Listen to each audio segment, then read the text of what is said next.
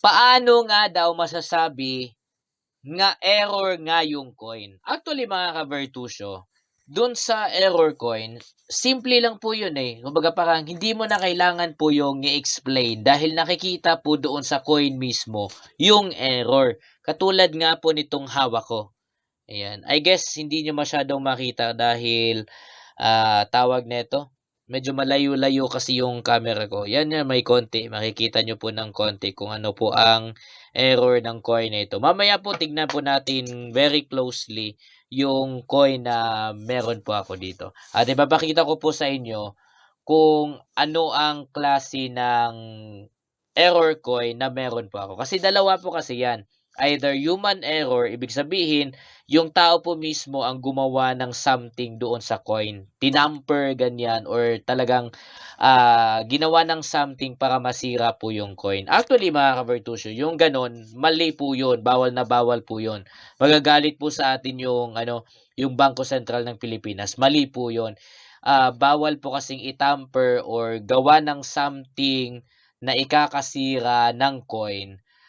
Ayon po yan sa BSP, okay po.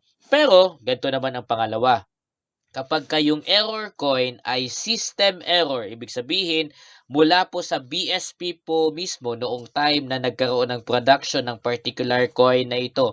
Siyempre, kapag ang BSP po ang nakagawa ng kasalanan or mali doon sa coin, siyempre wala pong kaso yon. Kasi sila po mismo ang may mali eh. Now, siyempre hindi na naman ito chine-check kasi isa-isa kaya hindi na nila nakikita lahat. Kasi hindi naman po sa lahat ng production po nila ay maayos po yung lahat. Meron po doong nagkakaroon ng double tamper, may gas-gas, pero hindi po yun human error sa ano po, sa system po yun mismo. System error po ang tawag po natin doon.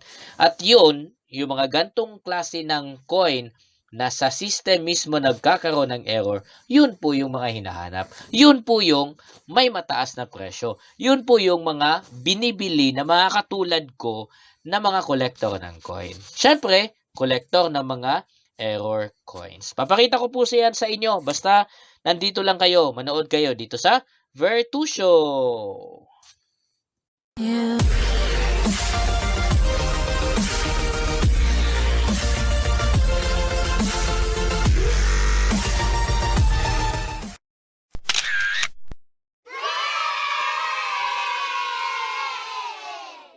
Okay mga ka-Vertusio, tignan po natin ng may detalye itong error coin na hawak ko po ngayon. Para kayo din mismo ang tawag nito, makadetermine kung ang error na ito ay human error ba siya or system error. Okay po, makita nyo po closely dito sa video po natin ngayon. Ayan.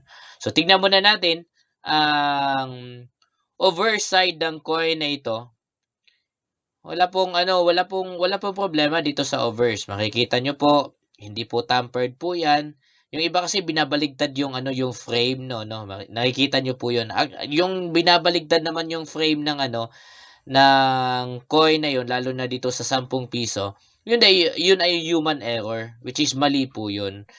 Pagalitan po tayo ng BSP at hindi lang pagalit, pwede pa tayong makasuhan talaga kapagka sinadya po nating sirain yung coin or binagligtad natin or ginawa natin ng something na mali doon sa kanyang tamang orientation. Yan. So ito ay nasa tamang orientation naman mga ka-Vertusio. Kita nyo naman yung overside. Bangko Sentral ng Pilipinas, syempre, 1993. Yung overside ng coin na ito, walang problema. Ox na ox po ito. Yan. Malinis, pero halatang luma. Okay po, halatang luma. Okay? Now, dito po sa reverse, ang error na meron po ang coin ito. Ayan, tignan po natin ito. Ayan na siya mga ka-Vertusio. Ayan wasak yung mukha ng Ayan. Ito ay may guhit na ganyan, guhit, tapos guhit din po dito sa kabila. Ang series pala ng coin na ito mga ka-Vertusio ay sabay po ito sa mga coin production noong 2012. Ayan. Series of 2012 po ito mga ka-Vertusio. Ayan. Ngayon po, sana talaga ma-feel nyo rin sana kung ano ang nafe-feel ko po ngayon regarding sa coin. Kung human error po 'yun mga ka-Virtusyo, dapat makaramdam po tayo ng gaspang.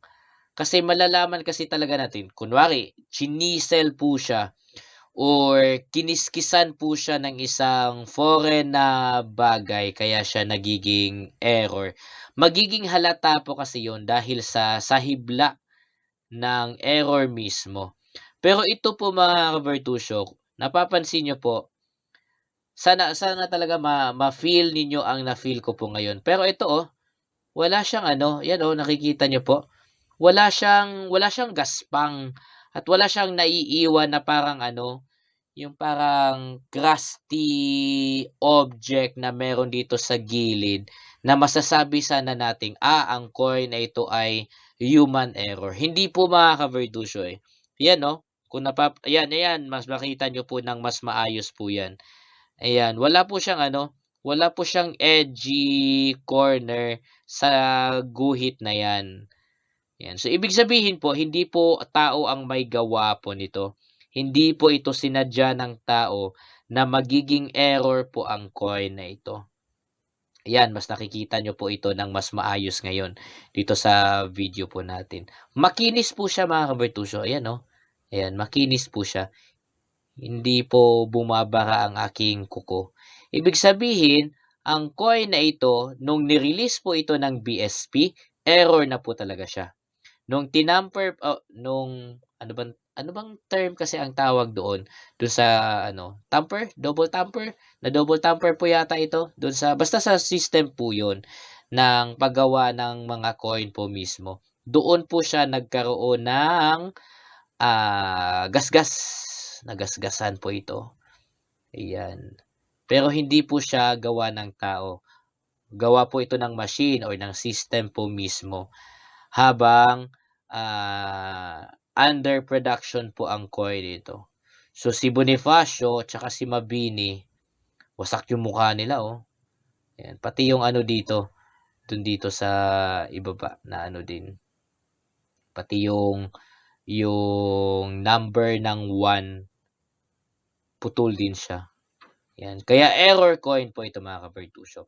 At ito yung klase ng error coin na mataas ang demand, mahal mong maibenta at hinahanap ng mga kolektor. Bakit? System error po ito, eh. Kumbaga, kung ako ay isang kolektor at ito ang nakikita ko sa'yo, safe ko itong bilhin sa'yo. Kasi alam ko wala kang ginawang something para magkaroon ito ng error. Hindi mo ito sinadyang sirain. Wala kang kaso dito. Ako din mismo nabibili ng coin na ganito sa'yo, wala tayong kaso, okey po, wala tayong kaso. Kasi system error po ito. Kumbaga parang ang kasalanan ay sagot ng BSP. Kasi yung sistema nila nung production dito, doon ang nagkaroon ng problema.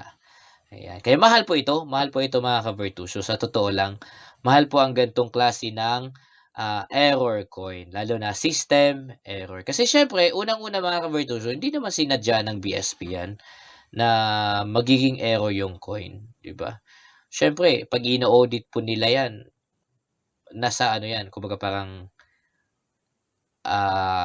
error 'yan sa system po nila kapagka nagkaroon ng ganyan, okay. Pangalawa, bihira lang talaga kasi mangyayari po mga ka-Bertusyo na magkaroon ng error coin. Siyempre nakasistema 'yan, naka-program 'yan, lalo na yung pag-thump ng ano, ng mga coins, okay. Kumbaga it was programmed to perfection. Tapos nagkaroon pa rin ng ganyan. Kaya hindi yan kumbaga mga error na hindi inaasahan ng BSP po mismo. Okay, kaya mahal po yan. Pangatlo, ang mga error coin po mga ka-Bertusyo, ito po yung isa sa mga actually malaking hinahanap ng mga kolektor talaga. Bakit? Iilan lang kasi ito, eh. Iilan lang ito.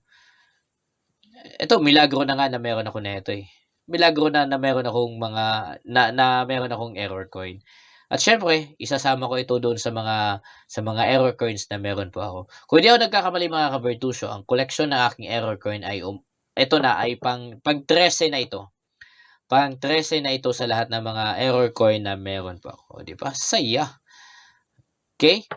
Ngayon, pag-uusapan natin kung magkano ang bentahan po nito. Para kung meron din kayong ganito, pwede nyo ring ibenta at alam ninyo kung magkano yung magiging asking price po ninyo. At syempre, sa mga kapwa kong kolektor na gustong bumili ng gantong klase ng error coin, ito din naman ang presyo na ibibigay ko sa inyo para malaman po ninyo.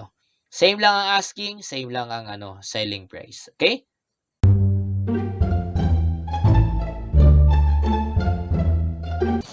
Sa mga merong gantong klase ng error coin, ayan, error coin po yan. At sa mga gusto pong magbenta or sa mga gustong bilhin po ito mula sa akin, selling price ko, 12,000. 12,000. And I guess maintindihan nyo naman siguro ang demand na meron po ang coin na ito. Bihira lang po kayo makakatagpo ng gantong klase ng error coin.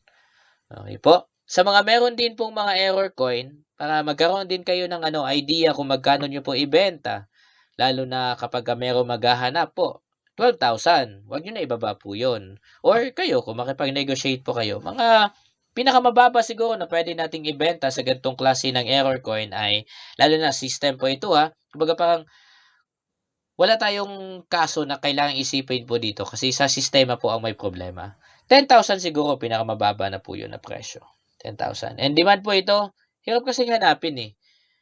Chance lang po ang meron talaga kapag na magkaroon ng ganitong klase ng coin, error coin.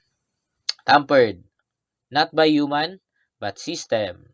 So, mataas ang demand. Kaya kung meron man sa inyo na gustong bumili po nito, 12,000. Okay po, hanggang 10,000 siguro ang negotiation po natin.